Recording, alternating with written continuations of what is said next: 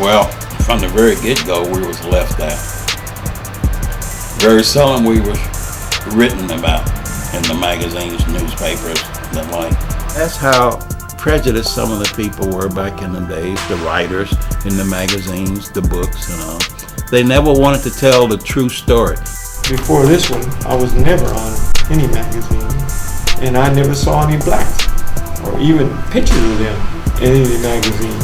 Well, we're not going to put articles about you guys. We're going to write about the white guys. The Black Belt magazine, 1971, the most dangerous man in America, a small caption with no picture. Those guys were defeated. And maybe a couple of them had beat him before as well. I'm not going to say that didn't happen. I'm saying the fact that he beat them smaller than they were. Everybody talk about how short Bruce Lee was. They were basically the same height. We can start off with big Mike Foster, 6'6", 275 pounds, strong as an ox. Had a spread, a span. He'd get in a kibidachi, a side stance, and he could pivot in and reach around, grab a guy, pick him up, hit him, boom, throw him down. Brute strength. Too strong, too big to even be fighting. The Japanese champion, undefeated. Canadian champion, undefeated. American champion, undefeated. Nobody beating him. He was Dr. Shitose bodyguard. Dr. Shitose is one of the grandmasters from Japan, come to the United States. Mike Foster, bodyguard. That's how tough and strong he was. He win every tournament. He throw a kick, boom, break a guy's rib, put him on the journey, the stretchers, roll him on to the hospital. We used to have the ambulance right at the door and the stretchers inside, ready for these guys to land. Well, Vic Moore had to fight him. I was like a mice fighting an elephant. But I went through his legs, jumped on his back, swung up on his leg. I couldn't let him touch me.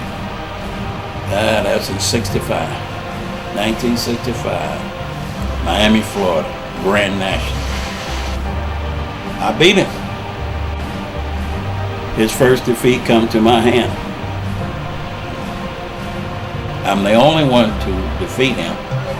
Master Trias, who brought karate to America, the father of American karate, said that was one of the best matches he ever seen in his life. Boy, that was one of my toughest fights. But I beat him, and I put a licking on him.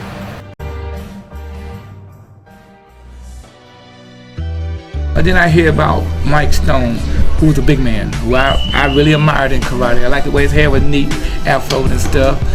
You know, I was wondering about his race. And Mike Stone, he had 91 wins, never took a second or third place in his black belt career. He admitted he lost in a tournament. He said, yes, I lost for disqualification because I dislocated my shoulder. But it never states how the shoulder was dislocated. And his only defeat come to my hand for the light heavyweight championship of the world. I had beaten Fred Wren and that gave me the right to fight Mike Stone for his title.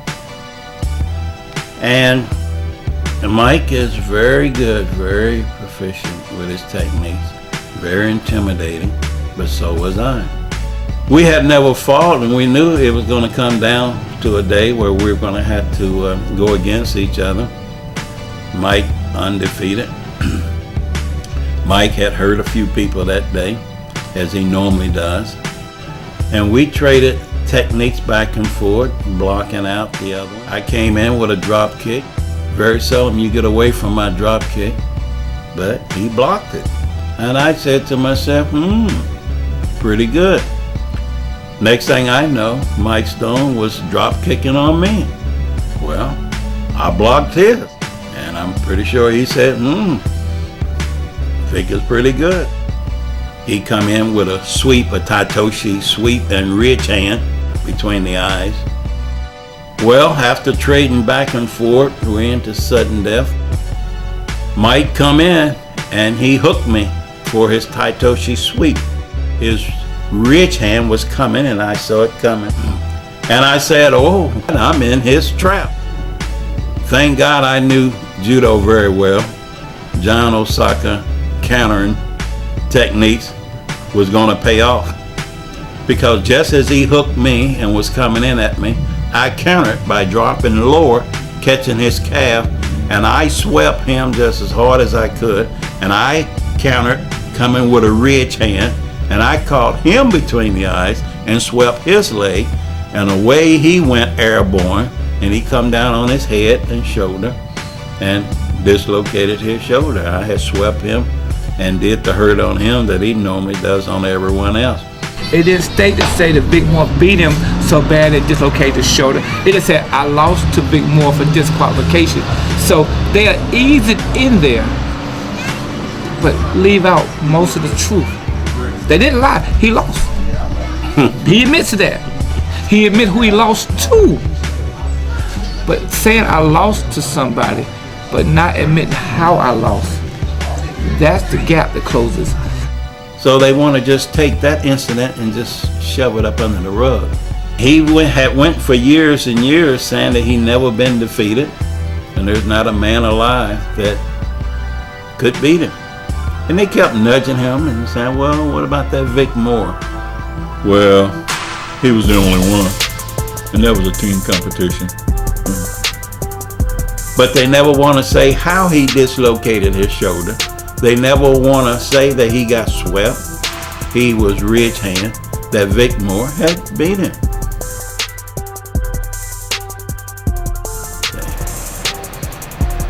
So a lot of the black accomplishments was never known. Some of the top karate people in the country were black, but you never hear about them. I'll start off with myself. I defeated every national champion out there. But they very seldom wanted to write about Vic Moore. They would write about the Joe Louis, the Chuck Norris, the Mike Stone. These guys were good, but they were black just as good. They didn't write about the blacks.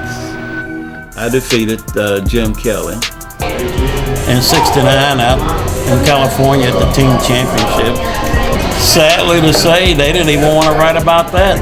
And in the write-ups, they mentioned all the white fighters who won this and that, and they never even mentioned Jim Kelly and I.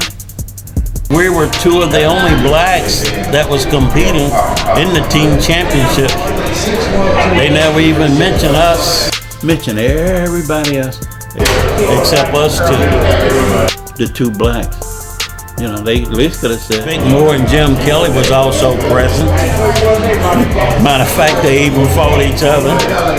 Vic Moore beat Jim Kelly, or Vic Moore and Jim Kelly fought, you know, on such and such thing. But they were so prejudiced back in them days, they never even mentioned we were there. We had to ride the back of the bus.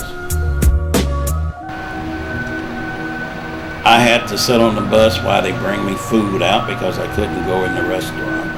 The owners, managers of the hotel would tell me I can't come in. Vic Moore, who was the world champion, walks in. You have to go around to the back, you know, with a service. A white guy, Robert Trieste, who's the founder of American martial arts schools here, stated if he can't come to the front door, you can't have a tournament at this hotel, because he is the world champion. Some of the promoters would tell you right up front, I know you've been winning a lot of tournaments, but you're not going to win this one because we're not going to even let you. And they wouldn't, because they would cheat, would not call you points.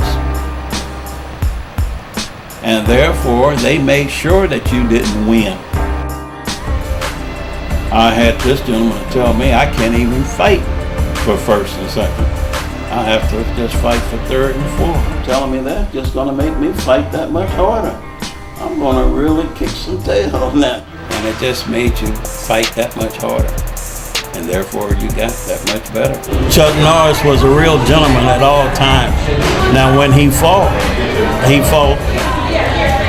hard. Chuck Norris is a great fighter. Chuck Norris beat some people. Chuck Norris is for real. But after the match he was a gentleman. Before the match he was a gentleman. Now, hey, that's a real karate person. We had a battle and it was tied up. We were in sudden death. He come in for his spinning back kick. Instead of stepping back and blocking as most people do, I moved in and executed a reverse punch to his kidney, sending him to the floor for the match. That was the winning point. The judges didn't like that. There was so much prejudice back in the days. They stopped the match and wanted to have a meeting. They went into a room and spent 10 to 15 minutes before they came out. And when they come out, they says, well, we're gonna start the match over. Chuck Norris was surprised and he hold his hand and shake his head as to say, I don't know what's going on. So he, after the match, they had given it just to him off of just any little movement that he did. He was gentleman enough to come up to me and says, Vic, you know I didn't have anything to do with that. When we got ready to leave, leaving out the hall, he had his program and he wrote on his program to the guy that beat me. I think that was very nice, and I thank God for that program that he wrote to the guy that beat me. His wife also took her program and wrote on it to the guy that beat my husband. Every first tournament, Vic Moore was there, and he won.